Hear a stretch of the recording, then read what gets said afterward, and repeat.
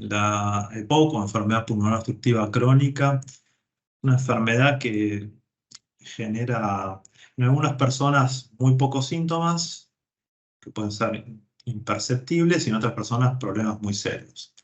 Los síntomas más frecuentes que uno ve en la consulta clínica es dificultad para respirar, que hace que los pacientes normalmente se cansen en los estadios iniciales al realizar esfuerzos, y después progresivamente esto puede llevar a que cada vez se esfuerzan más pequeños, se ocurre esta dificultad para respirar. La otra problemática que suelen referir como síntomas es tos y expectoración. Esto puede ser crónico, es decir, que ocurra casi todos los días, o en algunas personas tienen cuadros que le llamamos exacerbaciones o crisis, que son episodios donde estos síntomas de alguna manera aparecen por episodios. Después, en términos generales, hay otras manifestaciones que uno ve en pacientes con formas más graves, que son más signos clínicos más sutiles, que tienen que ver cuando hay síntomas asociados a alguna forma de insuficiencia cardíaca, pero bueno, eso es una cosa que ocurre en una minoría de los pacientes.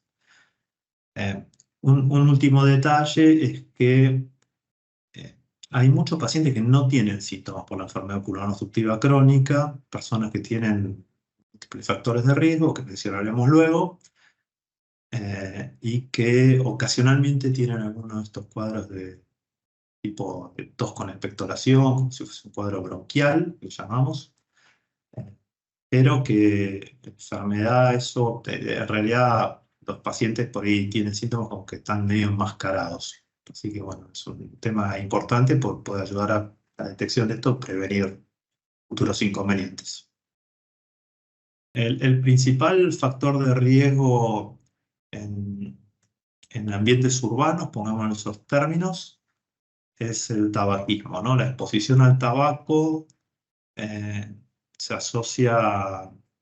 en forma causal al desarrollo de la enfermedad pulmonar obstructiva crónica, aunque no es en todos los casos. ¿Sí? Hay pacientes que fuman que pueden no tener enfermedad pulmonar obstructiva crónica y no es la única causa. En ambientes, por ejemplo, donde hay mucha exposición a lo que se llama biomasa, que es la combustión de agentes orgánicos, como puede ser las personas que cocinan con leña y demás, el humo producto de esto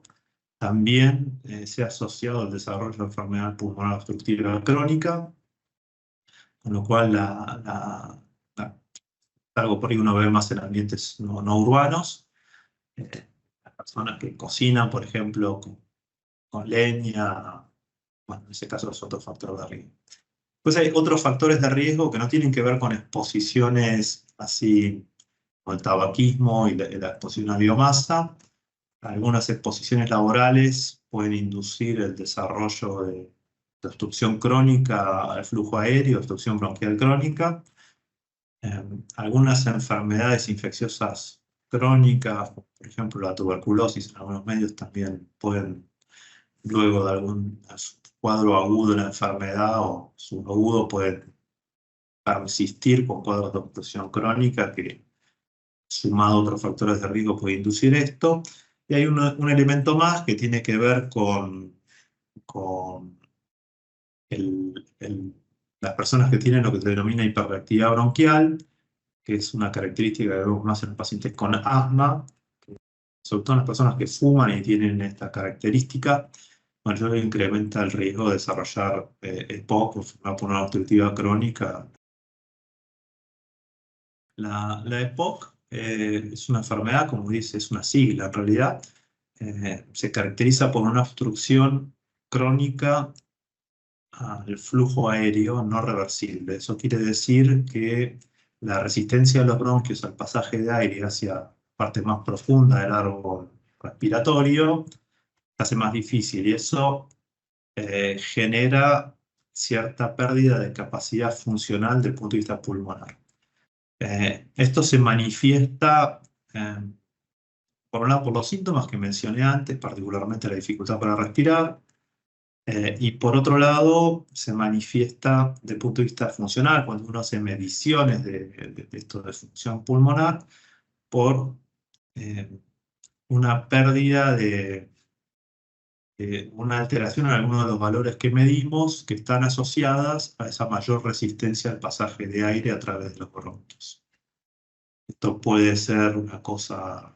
menor o mayor, de acuerdo al caso, y una de las características es que esta pérdida de función pulmonar, que puede ser fluctuar en el tiempo, no es completamente reversible.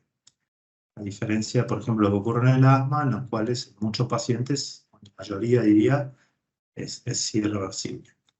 Hay una especie de superposición con una entidad que también está asociada a la exposición al cigarrillo particularmente,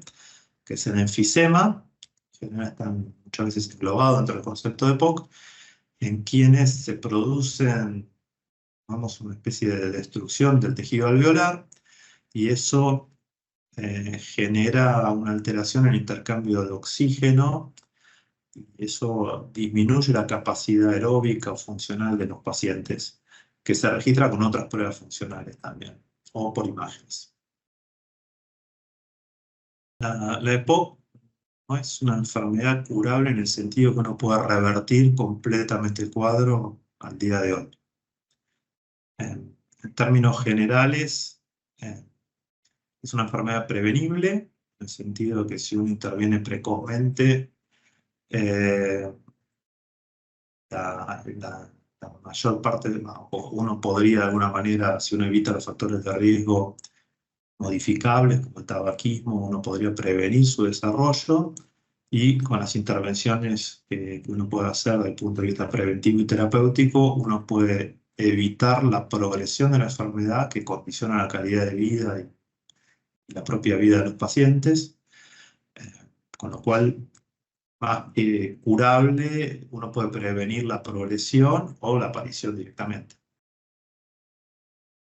Hay criterios clínicos muy definidos de cuándo hay beneficio en el uso de oxígeno externo en pacientes con EPOC. Estos surgen de estudios clínicos donde se demostró que la administración externa de oxígeno mejora resultados en términos de calidad de vida y riesgo de muerte a largo plazo en pacientes con EPOC. Básicamente esto tiene que ver con el contenido arterial de oxígeno que tienen los pacientes en estado en reposo y con la detección en la evaluación que uno hace de signos que hablan de una baja concentración de oxígeno en sangre crónica que motiva disfunción por un lado del corazón, nada en las cavidades derechas, es decir, el ventrículo derecho, que es el que envía la sangre a través de los pulmones, y en el aumento de la concentración de la hemoglobina, de los glóbulos rojos, que es un mecanismo adaptativo que tiene el organismo cuando el oxígeno está bajo. Entonces, cuando se dan determinados criterios que están numéricamente bien establecidos, ahí uno sabe que conviene usar oxígeno. Por ese escenario, el beneficio suele ser menor o no detectable a partir de los estudios clínicos. Hay dos cuestiones, una que tiene que ver con la progresión de la enfermedad y que los síntomas como la dificultad para respirar o tos con expectoración y demás empeoren con el correr del tiempo al punto que condicionen la calidad de vida de los pacientes significativamente o que lleven a que necesiten asistencia respiratoria y demás, y eso lo pone en riesgo de vida. Y la otra cuestión que es muy importante tiene que ver con la prevención de las exacerbaciones de EPOC. Las exacerbaciones, como mencioné al principio, son cuadros de episodios donde los pacientes aumentan sus síntomas, la fatiga, o sea, esta dificultad para respirar, o esta tos con expectoración. Esto es gatillado normalmente, o en la mayor parte de los casos, por infecciones bacterianas, virales o algún mecanismo de tipo alérgico. Y la cantidad o frecuencia de estos episodios se asocia a una peor evolución clínica, por motivos diversos. Lo que sabemos con bastante certeza hoy por hoy es que la prevención de los episodios de exacerbación en realidad debería asociarse a una menor progresión de la enfermedad. Dicho de otro modo, en términos generales, sabemos que las personas que tienen más de dos episodios de estos por año suelen asociarse a un peor pronóstico, con lo cual uno debe tratar de evitar la aparición de estos episodios. Y eso es realizable evitando los factores de riesgo por un lado y con los tratamientos disponibles por otro.